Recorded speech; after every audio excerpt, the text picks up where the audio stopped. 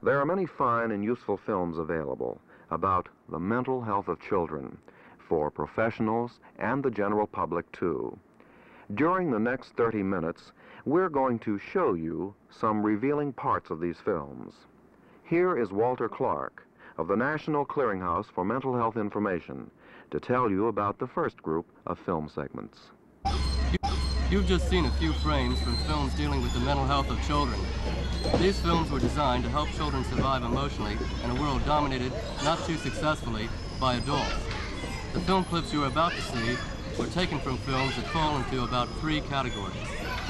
The first group was taken from films designed for use by teachers in the classroom to help children say how they feel about things that happen around them. The idea is that if children can learn to express their feelings freely, then perhaps they will be able to cope more successfully later on. Here, for instance, are excerpts from a few films of this type. Nice shot, Steve. Give me 5. We have chosen to call this type of film stimulus films. I don't feel like it. I just don't feel like it now. Come on, Gary. The place is deserted. You want to be a pitcher, don't you? Come on.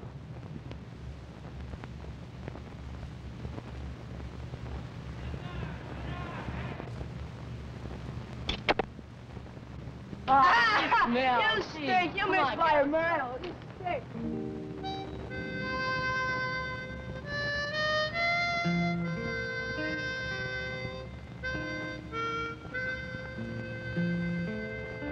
My papa, What does he do? he bleeds the brakes. Oh, that's nothing. Anybody could turn a screw or put on tires or something. Yeah, but you have to do it the right way, because if the car has to stop and not on the right way, it could cause an accident. So you're saying your father's important? It's an important job. Oh, if he's so important, what kind of car does he drive? He has a Chevrolet. It's 5 years old. It's not even raining. It's at the garage where my father's working now. Anybody that was important probably have a new Cadillac or something. Corvette or something. Can't be very important if he had just a little old Chevrolet. Come on, Eddie, let's go.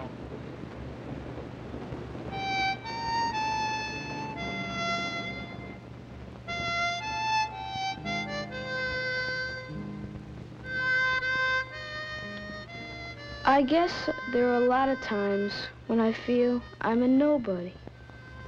But my father, I always thought of him as an important person, a somebody. Is he out of it like I am?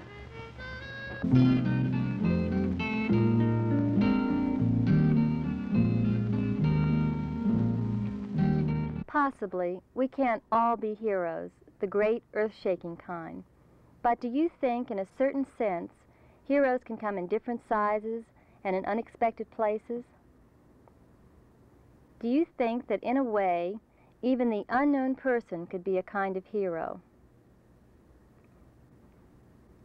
Is it possible that when we do what we feel should be done, each of us can become a kind of hero, each of us, even you?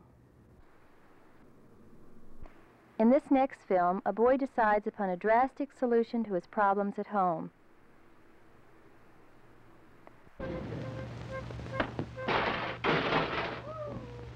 Each person has different parts of their life. Did you have to do that? The main part of my life is Did you have your shit away? That's your brother. Well, did you have to give Shadow away? Did ya? Did ya? Did ya? Did ya? Did ya? Did ya? Well, it's just a cat. So what's the difference? That cat was ruining my furniture. Just clawing, clawing, and clawing. Now, when you drop it... You don't miss Shadow at all, do ya? I bet you could give me away and you wouldn't miss me. It's a girl. You're getting to be just like your father. Why can't you behave like your sister? Because I'm big enough to fight back. They're in the bottom of the third at Pittsburgh, and the Pirates lead Atlanta 2-1. That's a good pitch, that fastball up and in when you know it. Dad? Batter's going. Shut up, can't you see I'm trying to listen to the radio? Dad, why are you always shouting? Get out of here. I don't want to see you again tonight. Hey! Why don't we really run away? This segment has much in common with the last situation. It demonstrates that parents, regardless of their social or economic status, often have difficulty communicating effectively with their children. I give up buying you nice clothes. Look at that hair. I hope the neighbors didn't see you when you came in. Button up your shirt properly at the dinner table. Now, Margaret, boys will be boys after all. Boys get a little dirt on them when they play. A little dirt? Robert, for heaven's sake. The trouble with Paul is that he's never had any discipline. He has no respect for property, his own or anyone else's. Let's not make a mountain out of a molehill. Mountain out of him. No wonder there's no respect in this house when I have to raise a child without any help from you. No wonder I feel so irritable every day. Keeping this house in order is enough to wear anyone out. You just don't care about that, do you? I'm tired, all right. I worked all day, remember. There are more important things going on than dirty shoes. Another excuse for not spending more time with your family. All right, then. If it means peace at the dinner table, Paul, I don't want you loitering around after school from now on. Come right home. Robert, for heaven's sake, when you do finally say something to the boy, it's completely unrealistic. The child needs some recreation. All right. But be in time for supper from now on. And no more mud, do you hear? Yes, sir. Children raised in homes where bickering and dissension are common will frequently have difficulty maintaining stable emotional relationships when they grow up. Unfortunately, it is often difficult for parents to see their behavior as destructive. The chicken's a bit dried out and cold. I suppose you think I planned it that way. Just an observation, dear. Forget it. It's you that wants to forget everything. The chicken is cold because Paul was late. His love of mud ruined the dinner. I believe we ended the case of Paul versus the mud. You brought it up. Well, I'll now end it. That's the last I want to hear about dirt at the dinner table, and that. Hey, Dad, we really had fun. Paul, is there no end to your aggravation tonight? Clean it up with a napkin. I didn't mean to do it. You never mean to do anything. I wish for once you'd mean to be tidy. There's just no discipline in this house. You've got to learn what's right and wrong. You should have considered the fact that you'd be traipsing through mud before going along with your friends. I only went because they wanted me to. Think before you act, Paul. That's hard. Nobody said it was easy, dear. A lot of trouble I get into. I don't mean to do it. Mom and Dad just don't understand that. I would like to emphasize that the clips you have just seen are from films used mostly by teachers in the primary grades and are almost always accompanied by discussion guides.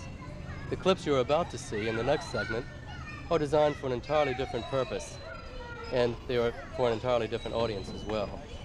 In the following clips from a series of descriptive films, you will see children afflicted with various neurological and psychological disorders that make it difficult for them to function normally. These segments will illustrate some of the ways these children can be helped. The autistic child doesn't seem to understand any language. Therefore, the teacher speaks simply and demonstrates the meaning of words with gestures. Push. Compared to other 5-year-olds, Jennifer's play is incredibly limited. As a consequence, play must begin with very uncomplicated games in which the child can succeed. This helps overcome the usual resistance and disinterest in play. This segment was taken from a film produced in Great Britain. It illustrates the help being given children that suffer from inability to perceive language normally. Some of the children are more severely handicapped than others. Those with extreme speech difficulties are in a separate class under an experienced teacher. These children suffer from what is normally termed receptive aphasia, and this, simply put, means that the children are unable to understand what is said to them, either totally or in part. Consequently, they're not able to speak themselves, and this in spite of the fact that they are not deaf, they are not of low intelligence, and they are not grossly emotionally disturbed. Jean, give me your green word book. Jean, give me your green word book. Jean,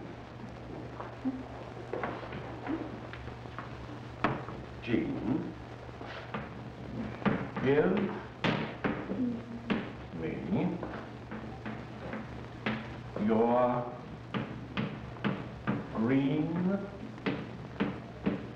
word book.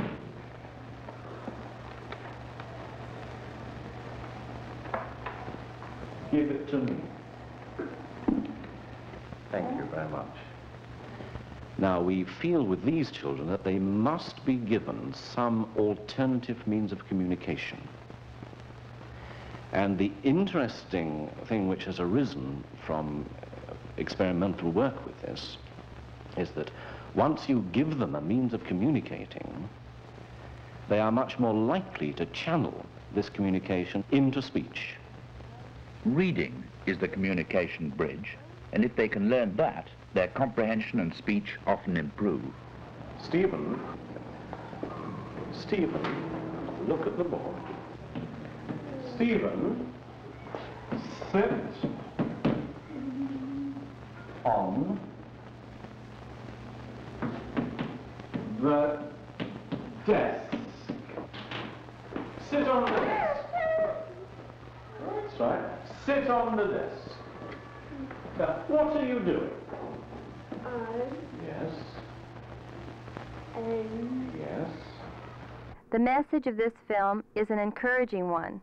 Help is possible and available for many children who suffer from aphasia. Another area where motion pictures can be useful is in the field of training. Some films are designed primarily for training psychologists, psychiatrists, social workers, and many others. Many serious efforts are being made to help adults in communicating in a positive and effective way with children. This sequence shows counselors learning how to recognize and avoid roadblocks to effective communication with children. I'm Jane, your 11-year-old daughter. And this morning, I dropped a hint to you that I am not liking recess. I don't like to go out in the playground. Now, this isn't like Jane, so you feel she has a problem, and your job is to try to be a counselor for Jane. So we'll pick it up now. Jane's come home from school, okay? All right? Hi, Jane. How's everything? Yeah. You told me something this morning about recess. What'd I say? You didn't like it? Oh, I hate it. Hate recess? Yeah. Recess is really pretty important. You know how I feel about it. You gotta get in there and develop social skills and physical prowess. Oh, bunk, Dad. I'm not gonna get out there and develop social skills. How can you develop social skills? I'm all alone. Nobody to play with. Have you asked some of the girls if you can join in?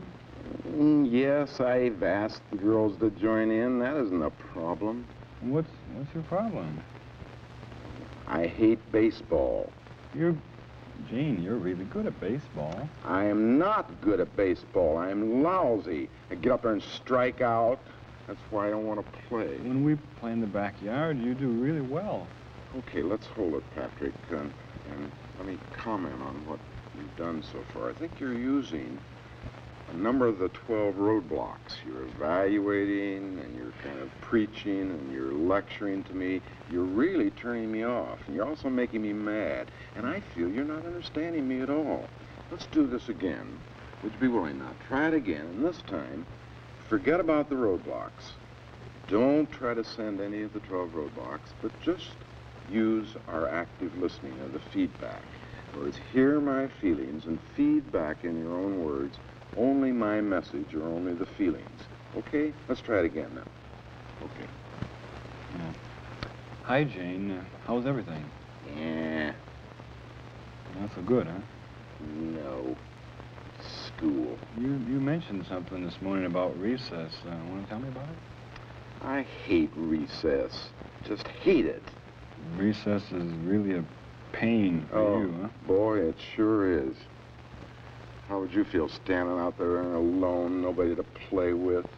You don't like being all by yourself. I sure don't. All the other girls are out playing baseball. Well, you sound like you don't like baseball. I hate it. Just hate it. You got all kinds of bad feelings about it. Yeah. I'm just terrible getting on my strikeout, and when I'm out in the field, I can't catch the ball, and the girls laugh at me and tease me. It's pretty upsetting to you to have people reacting this way, teasing you and making Boy, fun. it sure is. It's the way I am about everything, though. I'm that way about piano. I hate to practice the piano in front of you and Mom, because then I'm no good, and you'll see my mistakes. So it's not just in baseball. It's you feel uncomfortable in front of people even when you play and practice piano. That's right. It's a problem because I always have to look good at everything.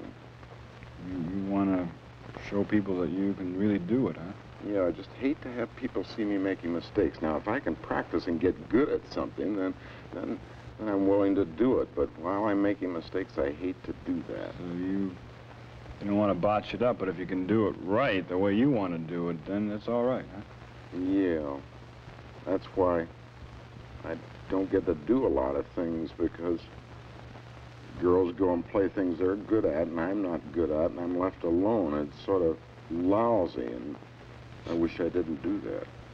So these feelings kind of hold you back and keep you from... Yeah, they cut me out of doing a lot of things I'd really like to do. You'd like to be in there, but you just can't seem to... What I'd like to do is just sort of swallow my pride and go out and play baseball and not give a darn whether they laugh at me or not. You kind of like to grit your teeth and no matter what, just go out there and do it. That's right. Boy, I might try that one of these mornings. Kind of think of one of these days you're going to go out there and really give it the old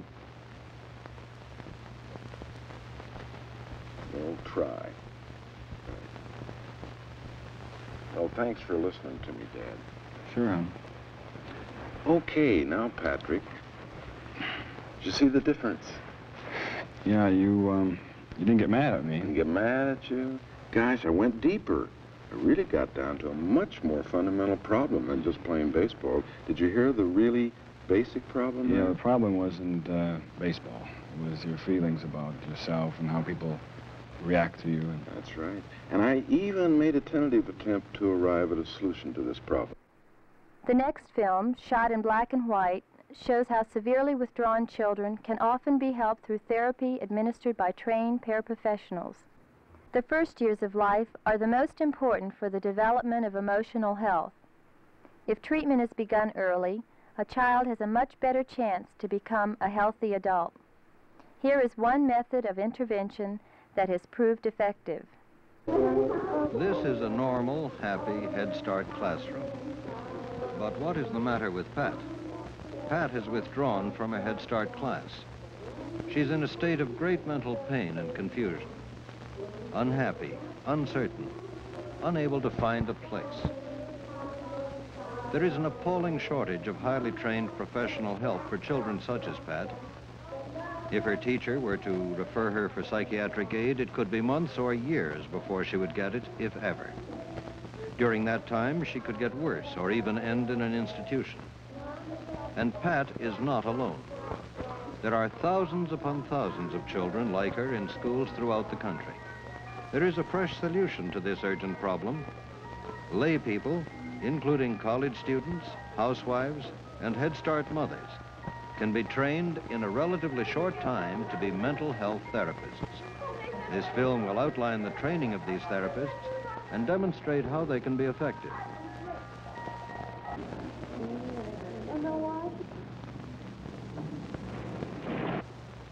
Pat is withdrawn.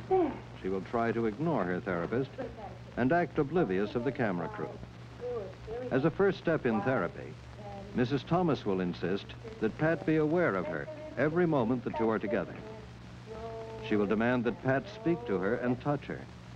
She wants Pat to meet her eyes. Are you getting angry? Huh? Are you angry now? Oh. Pat reacts to these demands with anger. At the same time, she has become sharply aware of Mrs. Thomas. Give me one of those good fingers. Can I have this one? This one? Yeah. Well, look be the belly then. Yeah. No. Pat has just uttered her first word to a therapist, a very important word. No. Yeah. Oh, why not? Why not? Because you're evil. You're evil. I'm evil? I'm not really evil. I like you very This much. is the beginning of the inevitable negative phase, a phase essential to the child's ultimate mental health. Don't cry. Pat has rejected all approaches and retreated to tears. But in spite of herself, she has become aware of a new friend with whom she can cuddle for comfort. 6 November 27th. Okay. Let's see what's in your shoe. There's a sock. Look what I found. Mrs. Thomas tries to make her share the intimacy and fun of bare feet. Some toes. Some toes I found. Can you tell me about it, Pat? If there's something you need to tell me about Pat rejects her. Hmm? But today, Pat is more willing to share openly all of her feelings. How do I look? There. How do I look with the shoe on my head? I bet you can't find it. I bet you can't find your shoe. For the first time, we see Pat take purposeful action. She uncurls, reaches out, and takes her shoe from Mrs. Thomas. Oh, you found it. You found it. Then she again retreats to tears. Session 11, December 6th. In you go. Here we go. Look on the table. By this time, Mrs. Thomas is a familiar figure in Pat's life. See, see? Pat is still resistant. She still reverts to her old gesture of hiding her face. But today, she is increasingly willing to approach Mrs. Thomas, to look at her, even to touch her deliberately. Huh? No, I don't want them in my hand. I want you to feed them to me. Oh. Pat now has a friend she can share with.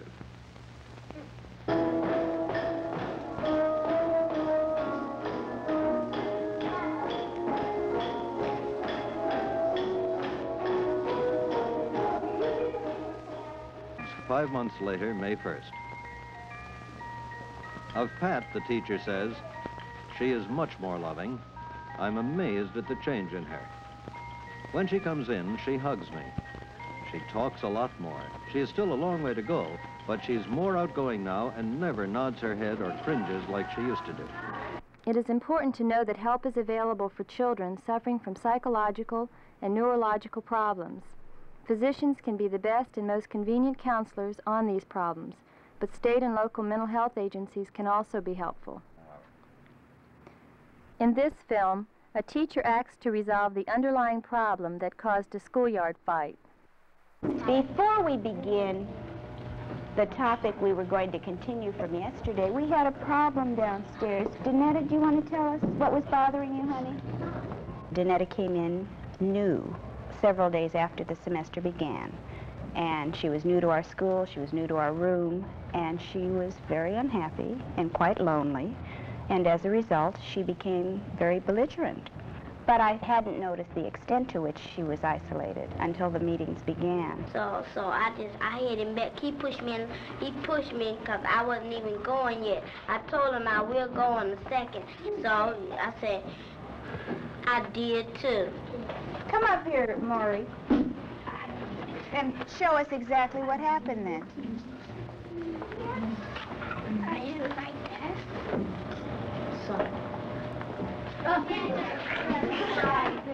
What was accomplished by acting out the fight? What I was trying to show the rest of the class is that this didn't accomplish very much. They're one pushing the other and the other pushing back, and I think I was just using that as an example for the other children to come up with some ideas of a better way of solving their problems.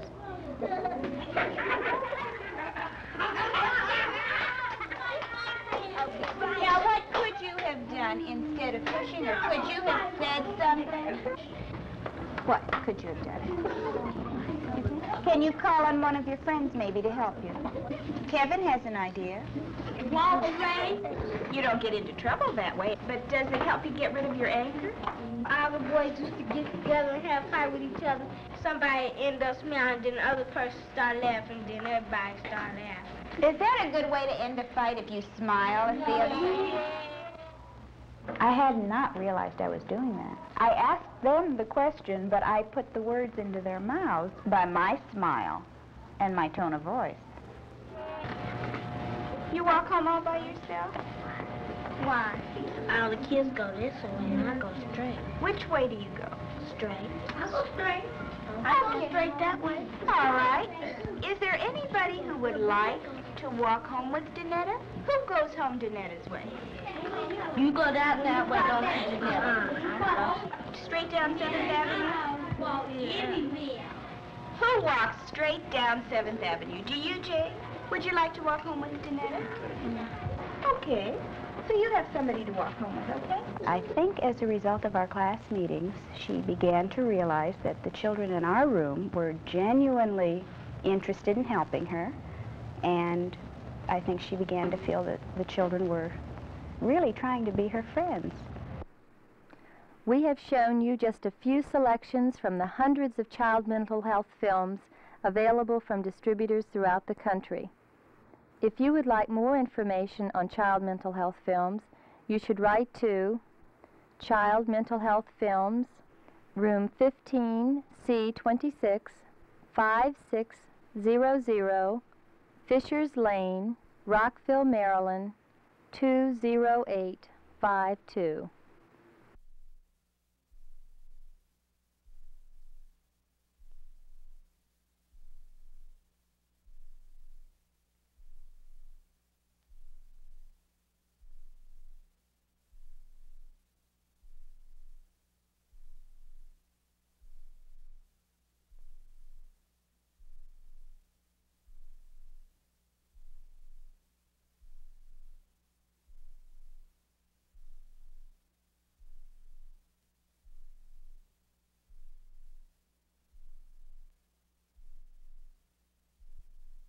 Knowing what it's all about, that's what takes the scare out of things, like storms, nightmares, and asthma.